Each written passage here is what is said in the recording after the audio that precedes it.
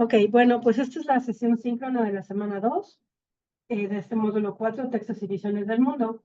Ya la semana pasada estuvimos viendo un poco de esto de la literatura, acercamiento a algunos textos, ¿no? Esta unidad 2 se llama Un acercamiento a otras realidades. Y bueno, el propósito de la unidad es interpretar textos a partir del análisis del contexto donde fueron producidos para relacionarlos con la cultura de las que provienen y comprender la visión del mundo que ofrecen. Eso ya lo estuvimos viendo con lo de los contextos del autor y de la obra, ¿no? Que quién lo escribió y cuándo lo escribió y por qué lo escribió. Eso es a lo que se refiere con este acercamiento a otras realidades, no ver, aunque lo hayan escrito en el siglo XVI, XVIII, XIX, qué pasaba en ese momento y por qué se escribía de esta manera. Bueno, en esta sesión los objetivos son reconocer los diferentes movimientos artísticos y sus características, explicar un poquito la teoría del sentido de vida de Víctor Frank y hablar un poco de la diversidad de la literatura en México. Bueno, pues ya saben mi nombre, soy Paulina Jiménez Ortiz, aquí está mi correo y estoy con ustedes en este módulo. Y bueno, me pueden contactar por medio de la plataforma en el mensajero o en el correo. Normalmente estoy aquí pendiente de la computadora entre semana. Si es el fin de semana, les pido más bien que me manden un correo para que me llegue al teléfono y si es algo urgente yo les conteste, porque el mensajero ven que luego no llega al correo siempre. Bueno, pues ya ustedes ya llevan 3 módulos aquí, este es el cuarto. Las reglas de la etiqueta pues ya se las saben. Esto es cómo se debe de comportar uno en las clases virtuales. Hay que ser puntual. Al iniciar la sesión siempre ingresar con el micrófono de Zoom, bueno, de la plataforma que sea. Ingresar con su nombre completo y el micrófono desactivado. Evitar interrumpir, por favor, y siempre tener respeto a la postura de sus compañeros. Levantar la mano. Bueno, aquí somos muy poquitos, nomás ahorita no son muchos, entonces, bueno, pues a la mano o pueden escribir en el chat. Ser claro y cortés, tener cuidado con la ortografía y también ser breve. Okay. Los temas que vamos a ver ahorita es, bueno, sí ya lo vimos un poquito la semana pasada, pero es diferencias entre lenguaje, lengua y habla, literatura de ficción y de no ficción, para repasarlo porque también se los piden en estas actividades de esta semana. La diferencia entre mundos ficticios y posibles, movimientos literarios, el sentido de vida y literatura en México. Bueno, aquí repasando un poquito sobre lo que es lengua, lenguaje y habla. La semana pasada decíamos que el lenguaje es la capacidad de todo ser humano de expresar pensamientos y sentimientos por medio de la palabra. Solo los seres humanos tenemos tenemos lenguaje, ¿no? Puede decir que los animales, algunos tengan sus propios lenguajes, pero ninguno tan sofisticado como nosotros, ¿no? Que además de ser oral, pues también se ha logrado escribir, ¿no? Y en diferentes lenguas y con diferentes tipos de alfabetos o abecedarios o símbolos, etc. Luego la lengua es el sistema de signos que se utiliza para comunicarse oralmente o por escrito. O sea, lengua es lo mismo que idioma. Entonces, inglés, francés, alemán, chino, ruso, japonés, lo que sea, son idiomas, son lenguas, incluidas las lenguas indígenas o las lenguas nativas, como, bueno, en México puede ser el maya, el zapoteco, en otros países, no sé, Cherokee, el Inuit, ¿no? En Estados Unidos. Estos no son dialectos. Normalmente como que tenemos la idea o se tiene la idea que un dialecto es algo inferior a una lengua y es diferente. Sí es diferente en cuanto a que en una lengua hay diferentes dialectos, es decir, hay diferentes variaciones de la misma lengua y esos son los dialectos. Por ejemplo, mismo en México tenemos variaciones del español, ¿no? No es el mismo español exactamente el que se habla en el norte que en el centro que en el sur. Esos son dialectos diferentes, pero todo es español. También tenemos el dialecto en Argentina, es un dialecto del español diferente, en España, ¿no? En Colombia, y todos nos entendemos bastante bien. Habrá algunas palabras o expresiones que no se entiendan, pero bueno, ya no las explicamos y ya. Pero entonces, las lenguas indígenas también son lenguas indígenas o idiomas indígenas. Y el habla es como cada quien se expresa, modalidad de expresión de un determinado grupo social o profesional que sus hablantes usan como miembros de ese grupo. Sí, no es lo mismo, por ejemplo, como hablan los niños, ¿no? A como hable alguien educado en maestría, doctorado, ¿no? O alguien que trabaje en una tienda o alguien que trabaje en una compañía multinacional. O sea, son diferentes modos, es el modo de hablar de cada quien y para lo que se usa el habla, ¿no? Bueno, el lenguaje. Ok, esto, bueno, repasito de la semana pasada, al igual que lo del lenguaje literario y lenguaje coloquial, que creo que esto ya quedó bien establecido con el perro y el cocodrilo, ¿no? Porque hicieron sus cuentos que ustedes escribieron primero en lenguaje cotidiano, coloquial, que es como estamos hablando normalmente, el que utilizamos todos los días, y el literario, que es en el que se usan recursos estilísticos o palabras más rimbombantes o que no se usa a diario, ¿no? No, nunca decimos, ay, sí decimos, qué bonitos ojos, pero no decimos, tus ojos son de una hermosura tal que parecen estrellas. O sea, estamos diciendo lo mismo, pero uno es el lenguaje coloquial y el otro es el lenguaje literario. El lenguaje literario lo que busca es crear belleza, y eso es lo que, así de que parecen estrellas o tus ojos, esmeraldas, como el mar y cosas así. Bueno, ese es el lenguaje literario. Creo que entre lenguaje literario y cotidiano no hay problema, ¿verdad? Si me van contestando en el chat para saber que no hay problema. Ok, ahora esto, la literatura. Hay de ficción y de no ficción. Esto es muy sencillo. La literatura de ficción es una construcción que hace el autor partiendo de la realidad y esta construcción tiene elementos de semejanza con la realidad, pero no es la realidad. Es como el que escribe una novela, ¿no? No sé, que digamos una novela, pues Romeo y Julieta, ¿no? Creo que un poco todo el mundo sabe la historia de Romeo y Julieta y estos amantes desdichados que con un amor imposible, ¿no?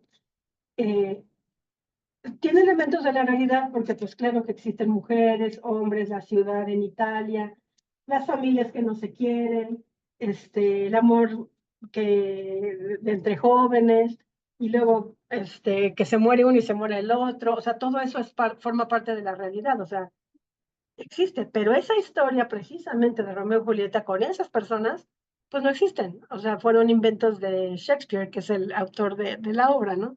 Entonces eso refiere que están hablando de cosas que existen en el mundo y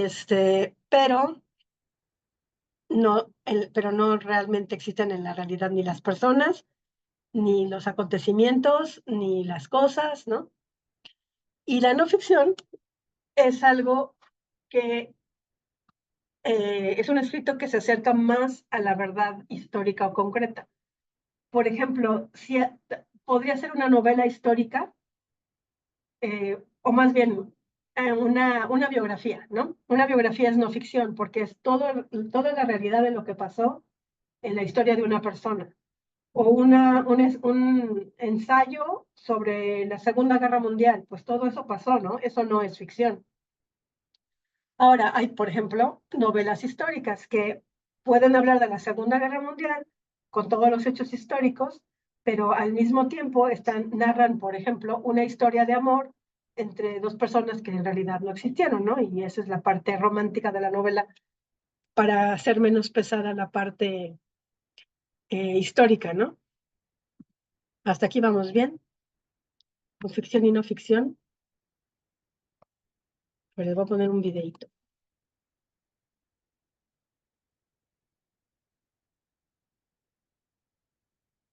Como ya vimos, los textos no son simples conjuntos de palabras, sino oraciones Sí se oye y todo, ¿verdad? cohesionadas que juntas aportan un significado mayor, la coherencia. Esta es una descripción interna de lo que es un texto, pero además, según la intención que tengan, los textos pueden dividirse en dos grandes categorías, ficcionales y no ficcionales. ¿Qué significa esto? Básicamente, los textos ficcionales son los que pertenecen al ámbito de la literatura y están escritos con un propósito artístico, es decir, pertenecen al arte.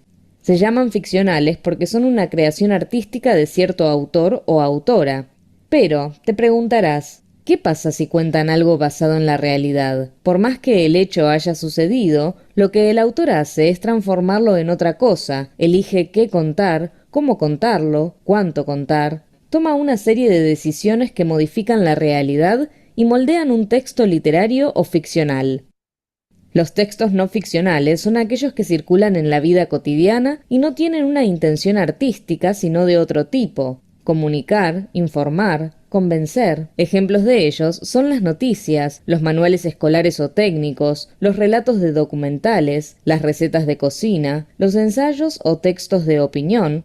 Como veremos en otras unidades, esta clasificación es importante porque las características de los textos ficcionales no son las mismas que las de los textos no ficcionales.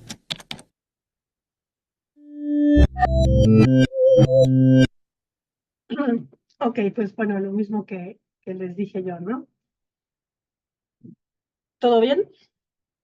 Bueno, ahora, en la plataforma se menciona esto de mundos ficticios y posibles, y en la actividad integradora 1 se les pregunta que den ejemplos de mundos ficticios y posibles en las lecturas que van a leer.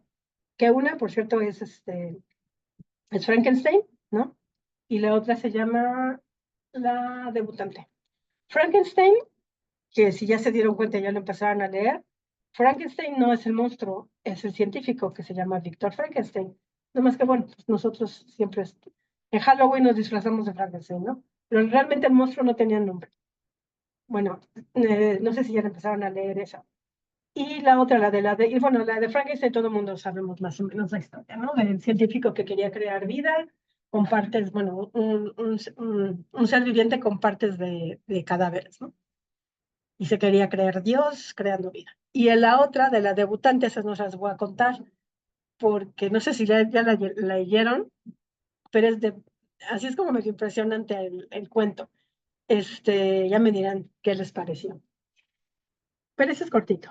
El Frankenstein no tienen que leerlo todo, ojalá después se animen y lo acaben de leer. Y la de la debutante es un cuento corto.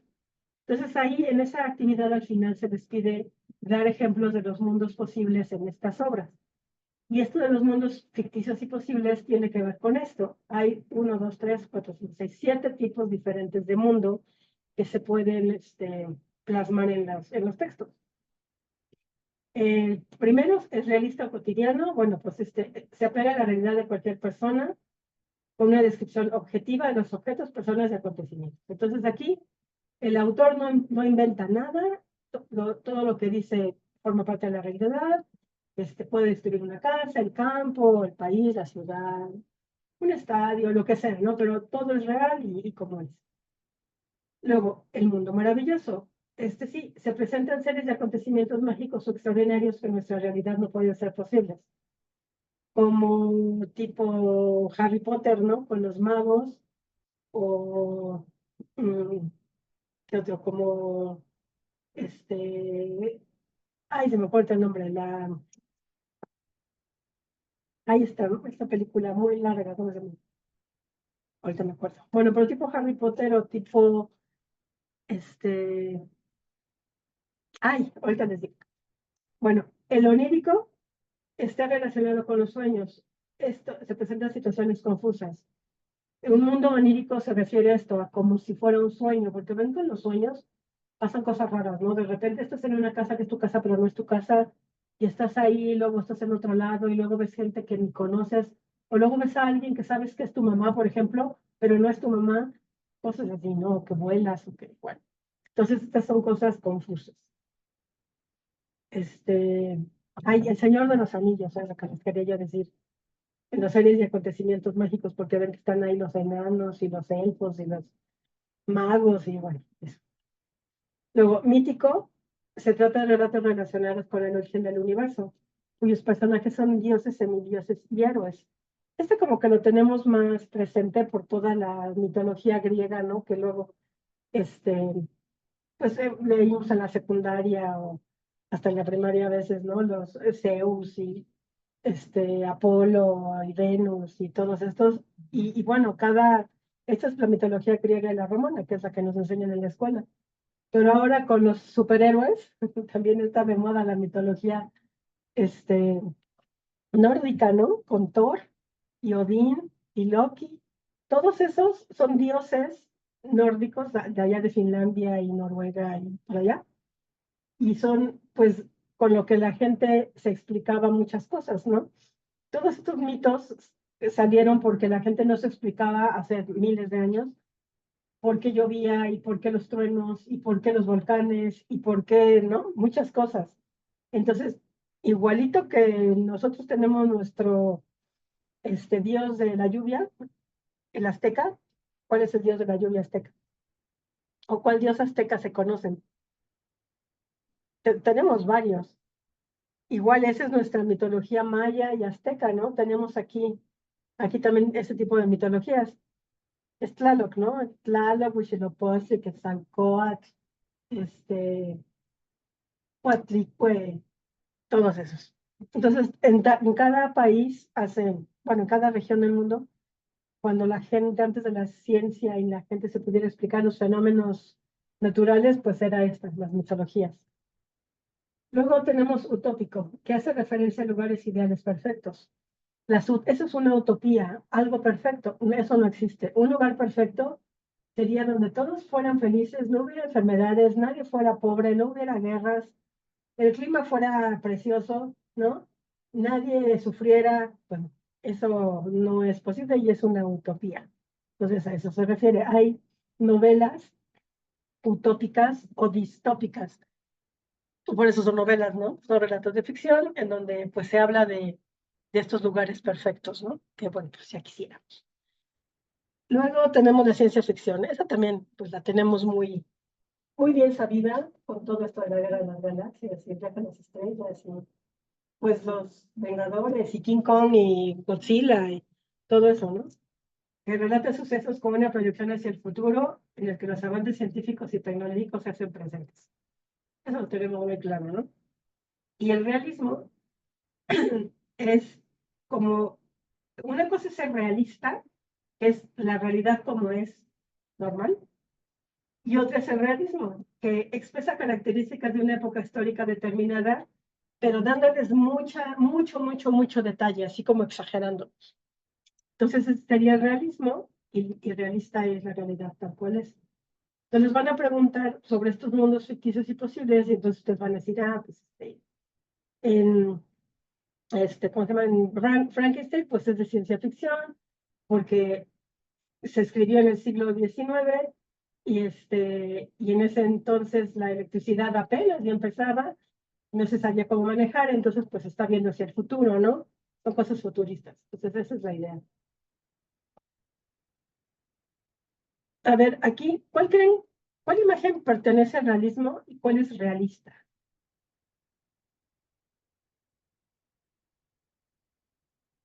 ¿Cuál es más real que la otra? ¿Cuál se ve más real? Porque las dos son pinturas.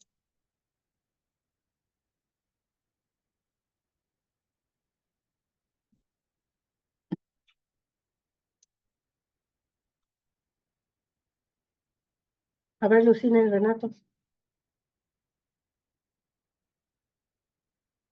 Bueno, la realista es la que están hablando porque es casi como una fotografía y el realismo es porque se está plasmando una época, ¿no? Este es el siglo XVIII. Ok. Bueno, tenemos el contexto de la obra y el autor, que también se vio la semana pasada y bueno, se las pidieron, ¿no? En la actividad integradora. Ahorita también en la primera también se pide esto. Las obras literarias no son objetos aislados, nacen en un contexto de producción específico, en situaciones históricas específicas, tendencias en movimientos artísticos, circunstancias de la vida de los autores, sociedades en las que fue escrita. Entonces, el contexto del autor es su biografía, que se les van a pedir aquí en la actividad 1, y el contexto de la obra es qué pasaba en el mundo y en el país o en el lugar cuando el autor escribió esta obra.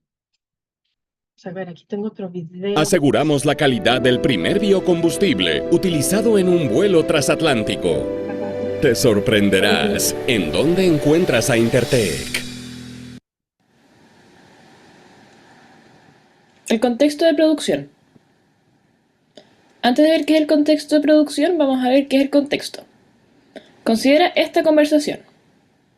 Ahora mira cómo cambia esta conversación si se da en una fiesta entre dos amigos. Y mira cómo cambia si se da en una oficina entre un empleado y una empleadora.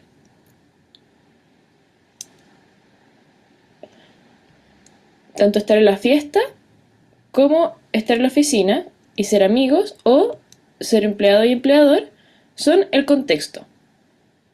Entonces, el contexto es el conjunto de circunstancias que rodean un hecho. Y este contexto determina ese hecho. En este caso, el hecho es la conversación que se da entre dos personas. Así, cambia el buena, ¿cómo andáis? A el buenos días, ¿cómo está? Según si está en una oficina o una fiesta y se trata de amigos o de un empleado y un empleador. Ahora, el contexto de producción es el conjunto de circunstancias temporales, espaciales e históricas que determinan a una obra literaria, artística, musical, etc. Estas circunstancias se ven reflejadas en la obra misma. Entonces, el contexto de producción de una obra o las circunstancias en las cuales se crea pueden ser el momento de la historia en que se crea, el país, los sucesos históricos de ese país, el contexto social o cómo se ordena la sociedad y las tendencias artísticas de ese momento. Todo esto constituye el contexto de producción de una obra. Vamos a ver un ejemplo con la obra de teatro El sí de las niñas, por Leandro Fernández de Moratín. Esta es la trama. Paquita, una joven de 16 años, es obligada por su madre a casarse con don Diego, un hombre de 59. Paquita está enamorada de don Félix, el sobrino de don Diego. Finalmente, don Diego permite que Paquita se case con su sobrino, ya que cree que un matrimonio sin amor entre un hombre viejo y una muchacha joven puede terminar en divorcio, lo que no es útil para la sociedad. Las características de esta obra son ser muy simétrica, consta de 3 partes de igual extensión, es de clara y fácil comprensión, y con esta claridad se transmite el mensaje que la autoridad debe ser flexible y el matrimonio debe ser provechoso para la sociedad. Vamos a ver el contexto de producción del Sí de las niñas. Es estrenada en España en 1806. Se da en el momento artístico del neoclasicismo. El neoclasicismo buscaba la armonía estética en la simetría y en los principios de la razón. Todo tenía que ser muy simétrico y muy claro. Esto en el contexto de la Ilustración. La Ilustración es un movimiento intelectual que promovía el uso de la razón. Toda acción debía beneficiar a la sociedad. Además, esto se da en un momento en que los hijos eran obligados por sus padres a casarse sin tener derecho a reclamar. Todos estos elementos constituyen el contexto de producción del Sí de las niñas. Y esto determina que tenga las características que ya nombramos, su simetría, su claridad y el mensaje.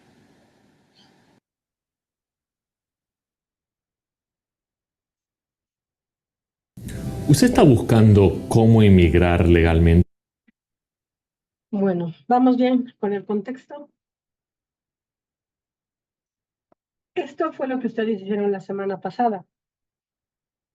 Ese es el contexto histórico y cultural de la obra y este es el contexto del autor. Por ejemplo, el contexto sociohistórico y cultural de la obra de Sor Juana, del poema, el poema se publicó en el siglo XVII, en la época colonial de la Nueva España. En esta época era muy inusual que las mujeres expresaran sus pensamientos y menos que se dedicaran a escribir. Eso era lo que pasaba, ¿no? Y el contexto del autor, pues es la biografía de Sor Juana.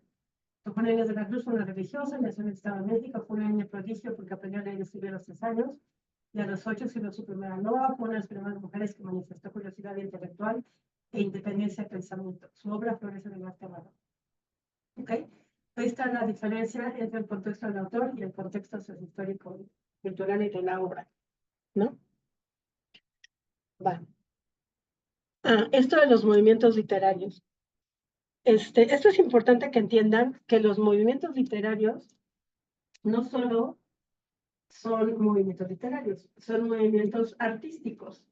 O sea, todas estas clasificaciones que se hace de la literatura a través de los siglos también corresponde a las artes. Las artes son, las bellas artes son 6 y después hubo una séptima. Es la literatura, la danza, la música, la arquitectura, la escultura y la pintura. Esas son las 6 bellas artes.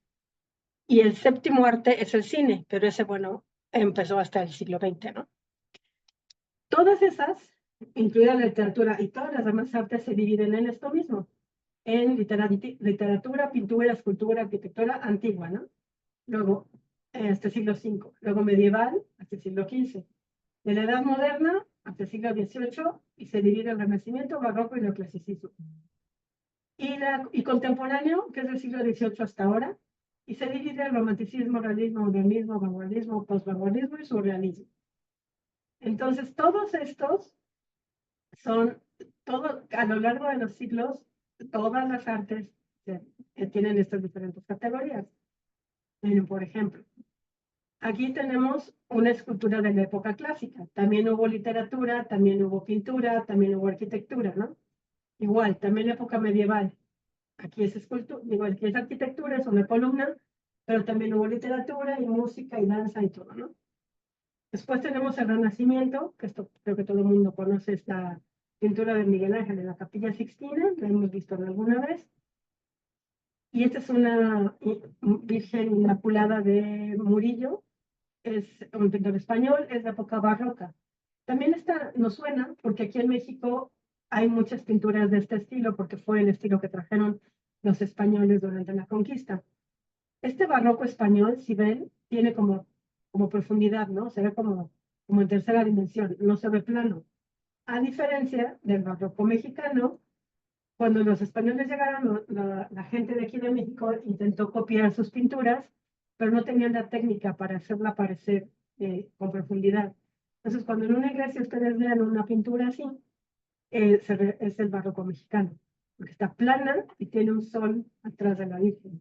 También tiene la luna aquí abajo y los angelitos, como acá, luna y angelitos, pero menos definidos y sin perspectiva, ¿no? Bueno, acá tenemos a Sor Juana y a otra pintura del barroco mexicano, un ejemplo. Después, siglo XVII, neoclasicismo. La época neo, de nuevo, como un retorno a lo clásico. Como lo vemos aquí, pues parecen estas gente que vive en la Grecia de la época clásica, ¿no? Entonces, con estas túnicas y con las columnas como griegas o romanas, pero en realidad esto no es del siglo I, esto es del siglo XVII, entonces es un nuevo clasicismo. Después tenemos el romanticismo, que no es que sea una época romántica, no es que la literatura toda sea romántica, o sea, se le llama literatura romántica y pintura romántica, ¿no? Pero no porque sea de amor, sino porque es la exaltación de los sentidos, y también de las emociones, del amor, de la ira, de la tristeza, del enojo, de la melancolía, pues sí, del amor también, o del desamor, ¿no? Entonces era la exaltación de los sentidos y de las emociones, no solo del amor, sino de todos. Luego tenemos el realismo, que aquí como lo ven, hasta parece fotografía, es una pintura. Y luego el modernismo, que ya empezamos con, pues hay un mundo de diferencia entre estas figuras que son realistas, a esto, ¿no? Que bueno, es un hombre y una mujer, dándose un beso, pero bueno, solo es como la silueta y los colores así muy ya modernos, ¿no? Brillantes. Después tenemos las vanguardias y el surrealismo. Esta obra de la vanguardia se llama El grito de Munch, y de hecho es el emoji ese que usamos todos en el WhatsApp, ¿no? Así como para expresar espanto, es este Munch. Y esta es una obra de Salvador Dalí. Entonces, todo esto no solo es la literatura, como se menciona en la plataforma, sino que tiene que ver con los movimientos literarios, con los movimientos artísticos de todas las artes. Aquí les voy a pasar otro videito. And we're back in third quarter planning. Adams is quarterbacking this project. Hola a todos, yo soy Pau y en esta ocasión hablaremos sobre movimientos literarios.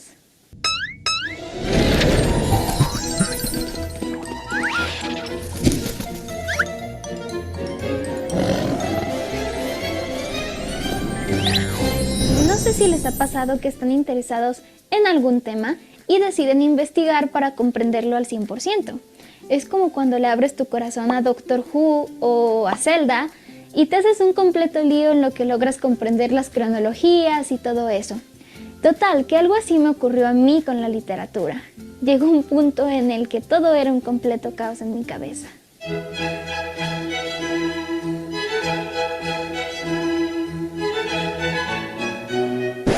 De esa manera me sentía. Soy lectora desde los 11 años y hasta hace poco tiempo no había caído en la cuenta de la compleja que es la clasificación de los movimientos literarios. La buena noticia para ustedes, queridos lectores, es que logré vencer ese miedo, esa intimidación que sentía ante tanta información y llegar a las siguientes conclusiones. ¡Tarán! Aquí está todo, solo falta profundizar en ello. No saben la tranquilidad que me invadió al ver esta síntesis. De repente me sentí preparada para recibir más información al saber que a grandes rasgos esa era la clasificación. Así que vamos una por una. Empecemos con este video. Literatura antigua. En esta categoría entra la literatura escrita entre la invención de la literatura y el siglo V. Algo importante a mencionar aquí es que los primeros escritos pretendían preservar la cultura y las creencias de sus pueblos. Es algo que podemos ver en Egipto, por ejemplo, con el Libro de los Muertos, en la India con el Rig Veda o en la cultura cristiana con el Antiguo Testamento. La mayoría de los filósofos, si no es que todos, pertenecen también a esta etapa e incluso en escritos como la Ilíada y la Odisea podemos ver presentes elementos como los dioses y ese deseo de preservar la cultura. A lo que voy es a que en la literatura antigua se palpaba la importancia que tenía la religión para las culturas. Literatura medieval, del siglo V al siglo XV. Muchos de los escritos de esta época son anónimos y se desconoce completamente a sus autores. Esto se debe a que la escritura obedecía a los intereses de la Iglesia, los autores jugaban un papel por completo distinto al de los de hoy en día y pues sí, principalmente podíamos encontrar escritos ya fuera de teología, religiosos o que tuvieran algún contenido moralizante para los lectores. Pueden buscar en internet obras que pertenezcan a esta época y los nombres les van a parecer familiares. Está el Cantar del Mio Cid, el Cantar del Roldán, Beowulf y también van a notar que son anónimos. No van a encontrar muchos nombres de escritores pertenecientes a esta época, lo que en realidad es muy triste. Literatura de la Edad Moderna, del siglo XV al siglo XVIII. ¿Qué ocurrió entonces, señores? El Renacimiento. Era mucho más sencillo difundir cualquier idea, sobre todo con la llegada de la imprenta. Comenzó también a difundirse lo que fue el humanismo. El hombre se desprendió por completo de todas las creencias y teorías religiosas que arrastraba de la Edad Media y dio entrada a nuevos conceptos como el yo. Esto es el humanismo. Dios deja de ser el centro de todo para el hombre para convertirse él mismo en el centro de las cosas. También ocurre que muchos temas que antes estaban prohibidos, ahora estaban al alcance de las personas. Si antes, en la Edad Media, te quemaban por hereje y te mandaban a la hoguera, en la Edad Moderna como mínimo iban a escuchar tus ideas y ver si tenían algún sentido. Se consolida la novela y surgen escritores como lo fueron William Shakespeare y Dante Alighieri, que es autor de la Divina Comedia. Literatura contemporánea, del siglo XIX al siglo XXI. Dentro de la literatura contemporánea tenemos muchos movimientos literarios importantes. Movimientos que a la vez se dividen en tendencias en las que no he querido profundizar demasiado debido a su cantidad, sin embargo voy al menos a mencionarlas para que el contenido de este video sea completo y mencionar pues todos los movimientos más importantes de la literatura. El primer movimiento fue el romanticismo, que dio entrada a la fantasía y al plasmar los sentimientos en un escrito. Después de ese sigue un movimiento que se llama post-romanticismo, no profundizaremos en él, pero era un movimiento que intentaba ya desligarse de lo que había sido el romanticismo. El siguiente movimiento es el realismo. Esto me hizo mucha gracia porque me da la impresión de que la gente se cansó de tanto color de rosa, de tanto idealismo que había sido el romanticismo, y se fueron completamente al lado opuesto. El realismo busca plasmar la realidad, busca ser una proyección fiel de lo que las personas estaban viviendo por entonces. Es aquí donde nace la novela social y psicológica. Y por último, queridos lectores, tenemos la literatura vanguardista, que llega a finales del siglo XX, después de la Primera Guerra Mundial. Tenemos a Julio Verne, Jane Austen, Edgar Allan Poe, Mary Shelley, por dar algunos ejemplos. ¡Yay! ¡Lo logramos! Conocer el pasado nos ayuda. Ok, creo que está bastante bien explicado con esta Pau Treviño. Como que lo hace muy ligerito, ¿no? Ok, bueno, entonces ahora pasamos al sentido de vida. Esto del sentido de vida es una idea que tuvo un señor que se llama Viktor Frankl, de hallar un propósito en tu vida. Él fue un psicólogo y él era alemán y era judío, y vivió en Alemania cuando la guerra mundial y cuando los campos de concentración, en donde llevaban a los judíos y los mataban durante la guerra. Entonces a él lo capturaron y lo metieron en un campo de concentración, y pues no les daban de comer y hacía muchísimo frío y trabajos forzados y todo esto. Entonces él dijo, no, si no me matan, yo no me voy a morir. O sea, dijo, yo no me voy a dejar morir, como mucha gente de aquí. Si no me matan los alemanes, yo voy a vivir y le tengo que encontrar un sentido a estar aquí. Entonces él, en medio de todo ese horror del campo de concentración, lo que hizo fue, su sentido de vida en ese momento fue ayudar a los demás. Encontrar comida, o que no pasaran frío, o tratar de que los alemanes pues los ayudaran en lo que fuera posible, alguna medicina o algo, ¿no? Entonces, tratar de ayudar a las otras personas. Entonces, ese fue para lo que él vivió mientras estuvo en el campo de concentración, y efectivamente ni se murió ni lo mataron. Digo, ninguno de nosotros esperemos estar jamás en una situación así, pero lo que quiere decir esto es que siempre en la vida hay que encontrar el sentido. No vive uno nada más por vivir. Tal vez cada quien le va a encontrar el sentido en la vida, y además en diferentes etapas, ¿no? Por ejemplo, ahorita ustedes, pues una parte de su sentido de vida, pues era terminar la prepa, ¿no? Porque después a lo mejor, porque no sé, quieran estudiar una carrera, o porque en el trabajo les pidieron tener la prepa para tener un mejor sueldo, o como ejemplo para sus hijos. Claro que también su sentido de vida, aparte de ahorita de la prepa, pues es su trabajo, su familia, su propio bienestar, ¿no? Entonces siempre hay que encontrarle un porqué a la vida, y para irla llevando, ¿no? Y esto es lo que se les pregunta, que cuál es el sentido de la vida para Víctor Frankenstein, para el autor, o sea, para el científico, perdón. ¿Cuál es el sentido de la vida, en el texto para Víctor Frankenstein? ¿Y cuál es el sentido de vida para la debutante, para el personaje? Entonces tienen que pensarlo así. Bueno, ahora pasamos ya a las actividades. La actividad integradora 3 es donde tienen que leer Frankenstein y la debutante. Y con base a la lectura tienen que hacer un PowerPoint que tenga 11 diapositivas. Se repite la misma información primero para Frankenstein y luego para la debutante. Tienen que poner sus primeras impresiones de cada una de las lecturas. Aquí lo que se pide es usar imágenes, más imágenes que palabras. Dice ahí que 50 palabras máximo, pero no crean que me pongo a contar las palabras. Pero bueno, si me llenan la diapositiva, como acá, pues esto no son 50 palabras, ¿verdad? 50 palabras serán como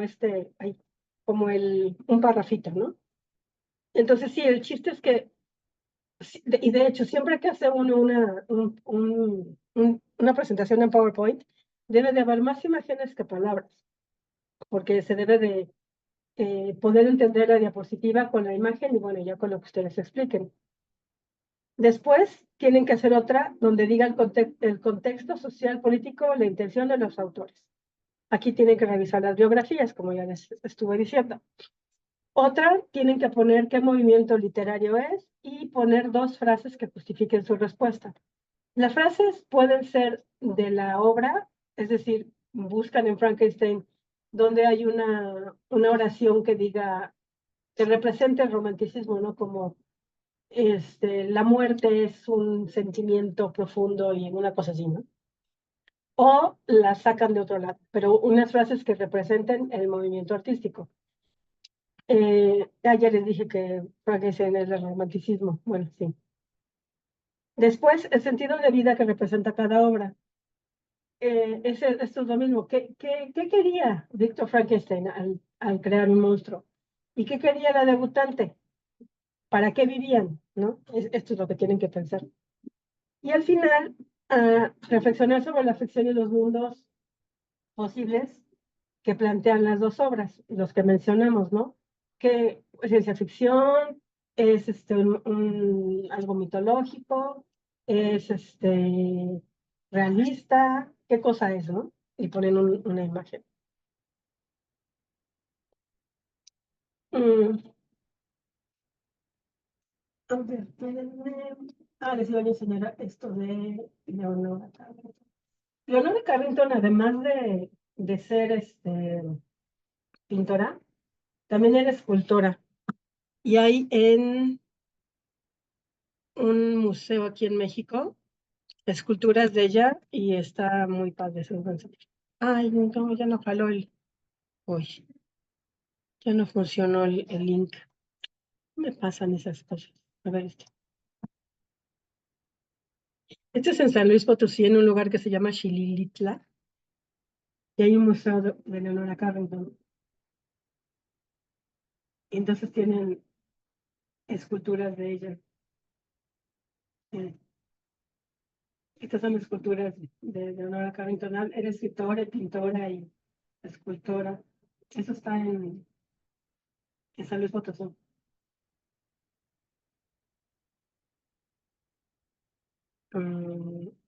Mira,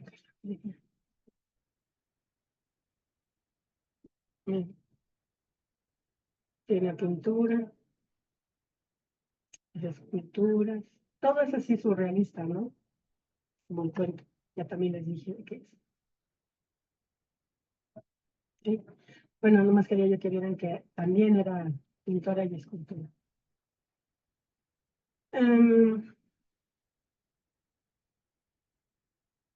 Pues hablando un poco de la literatura en México, bueno, aparte de la literatura, ¿sabían que México tiene 68 lenguas nacionales? Que al igual que el español son oficiales. O sea, México tiene el español y 68 lenguas indígenas que tienen la misma jerarquía que el español.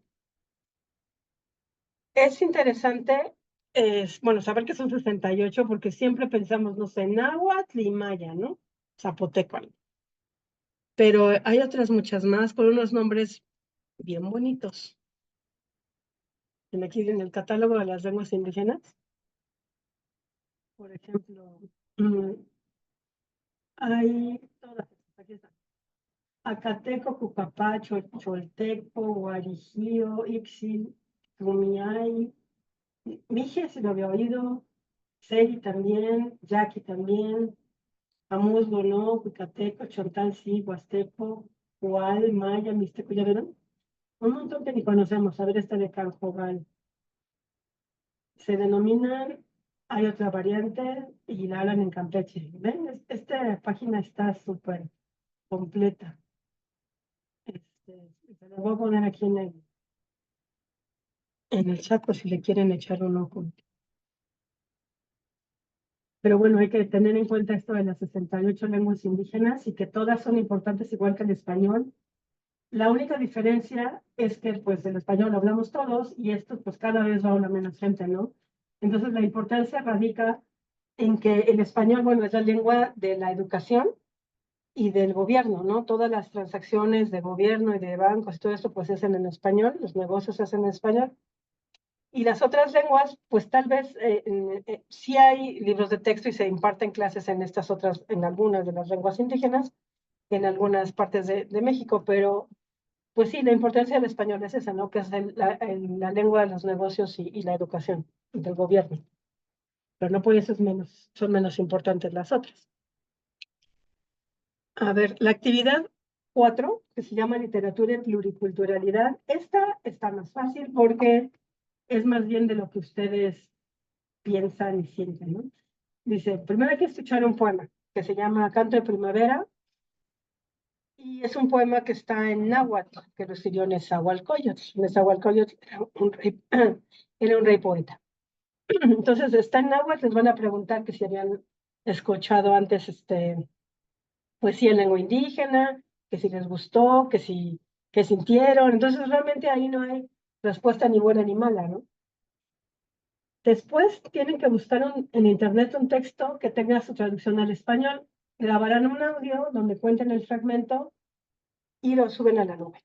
Y contestan también las preguntas de reflexión. Es lo mismo, porque lo escogieron, que les gustó, se les hizo fácil leerlo, etcétera. O sea, tampoco aquí no hay ni bueno ni malo. Luego tienen que leer un artículo. La importancia de las comunidades indígenas, sus lenguas y culturas. Eso está en la plataforma.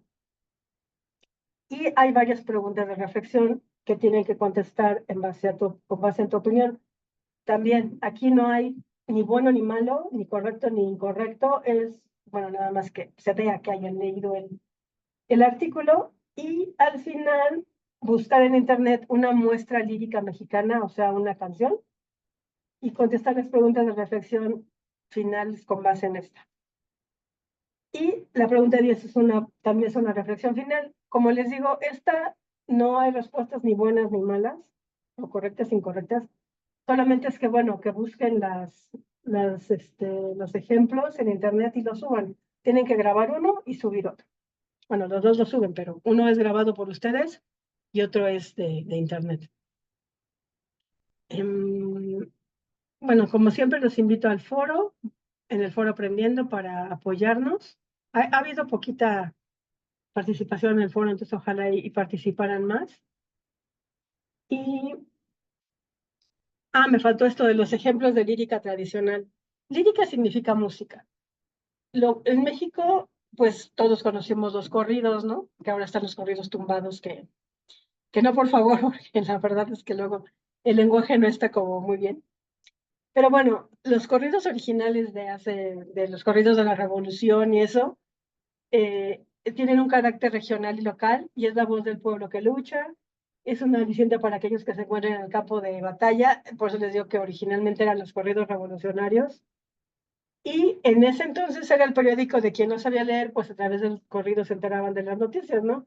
Porque iban cantando la historia de algún general o de alguna batalla o de algún gobernante, cosas así. Ahora seguimos teniendo corridos, nomás que ya hay unos medios. Entre los tumbados y los narcocorridos, ya desvirtuaron un poco la idea, ¿no? Luego también hay coplas. Las coplas son poemas breves de 4, 5, 6 versos que contienen una idea completa. Y las coplas son estas en las que se van contestando, como las bombas yucatecas también un poco. Se van contestando los unos a los otros. A ver, creo que aquí tengo una copla. ¿Un son? Sí, las coplas es, por ejemplo, esto.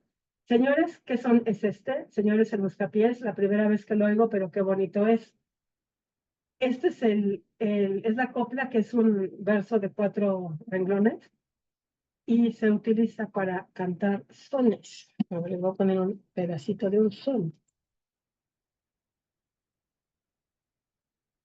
Por Buscapiés se llama.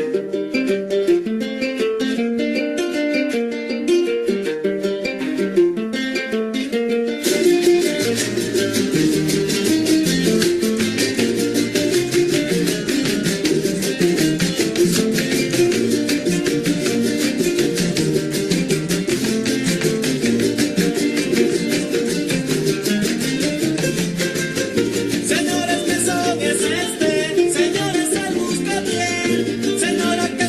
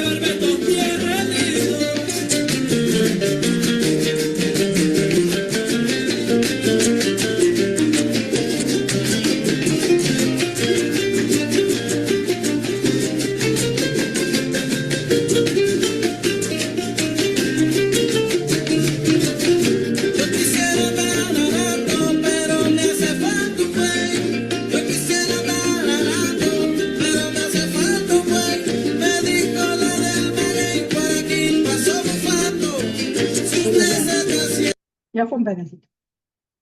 Ok. No sé si haya alguna pregunta.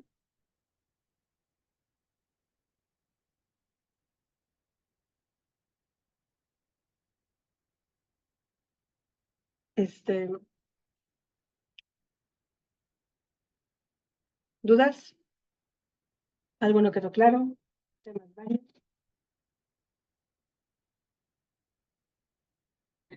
Es que las dos cosas. Mira, es que primero, déjate enseño la actividad.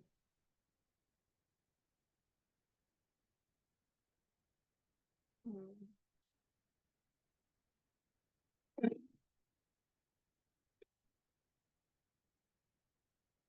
No, pero no. Espera.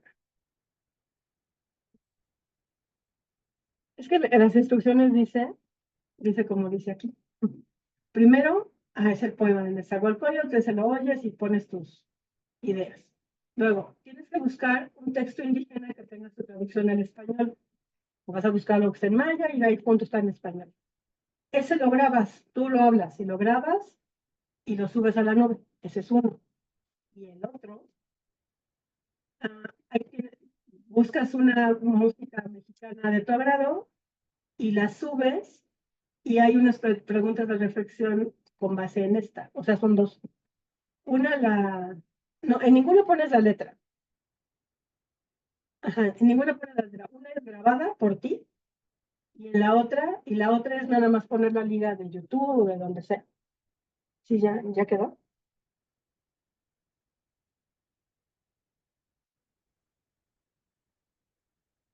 No sé si tengan oportunidad ahorita de hacer este quizzes con su teléfono, pero les paso la liga. Sí saben cómo jugarlo en el teléfono.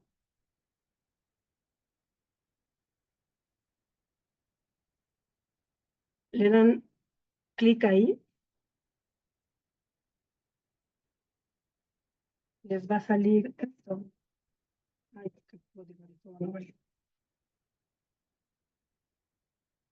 Ujú. Dice, le dan un link. Ahora ya lo jalo. Espérenme. Ya lo había yo vuelto a poner bien.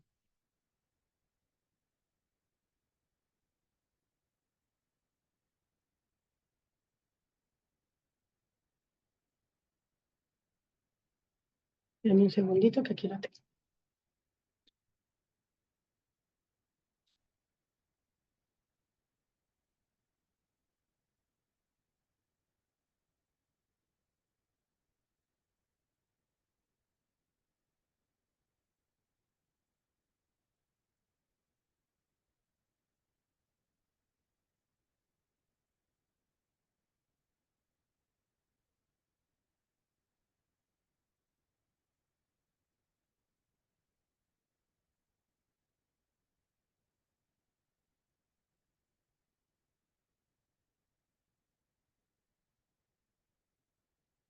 Estamos en la semana 2, ¿verdad? A ver.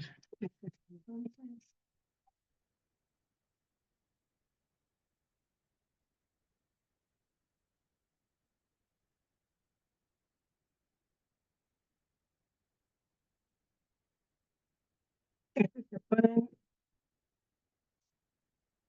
con su teléfono, le toman bueno, abren la cámara y lo dirigen hacia el código QR y ahí va a salir un rengloncito que dice quizzes.com.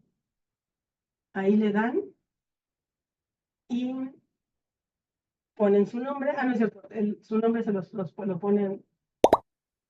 pone automáticamente el programa y no sé si tengan oportunidad ahorita de hacerlo. No, ya quedó este.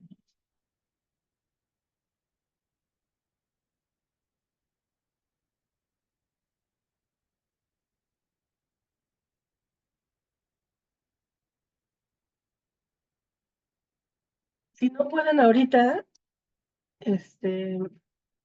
díganme y les dejo aquí para que lo hagan ustedes solitos porque ya nos echamos una hora. Entonces, a ver, déjenme, les pongo el,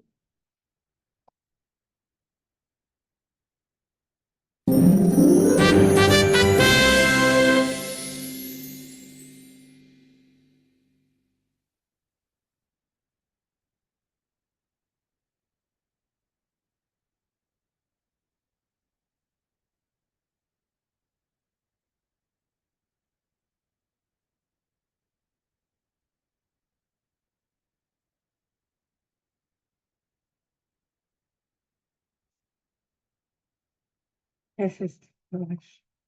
Sí, porque ya lo había yo hecho.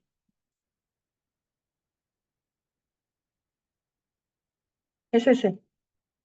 Pues estos son los temas que estuvimos viendo ahorita. Háganlo, lo pueden hacer cuantas veces quieran. Y pues para que lo chequen, ¿no? Y bueno, nada más las conclusiones de esta semana, pues vimos esto, ¿no? Diferencias entre lenguaje, lengua y habla, literatura de ficción y de no ficción, mundos ficticios y posibles, los movimientos literarios que les dije también son artísticos, el sentido de vida de Víctor Frank y un poco de la literatura en México, ¿no?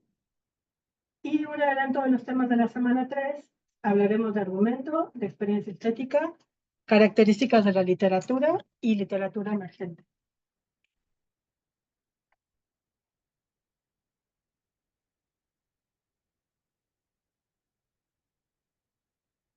Ok, pues si ya no tienen otra duda o alguna otra cosa.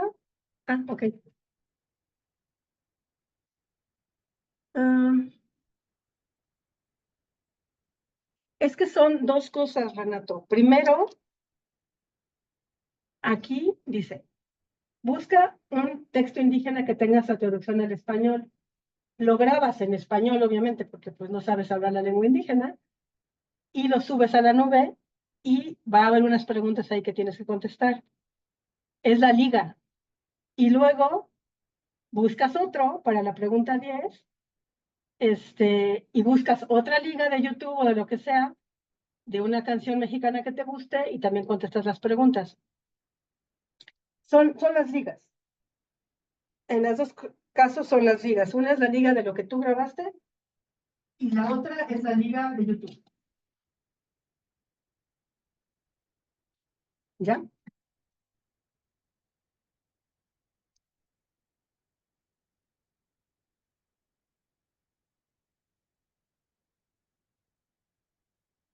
Ok, bueno, pues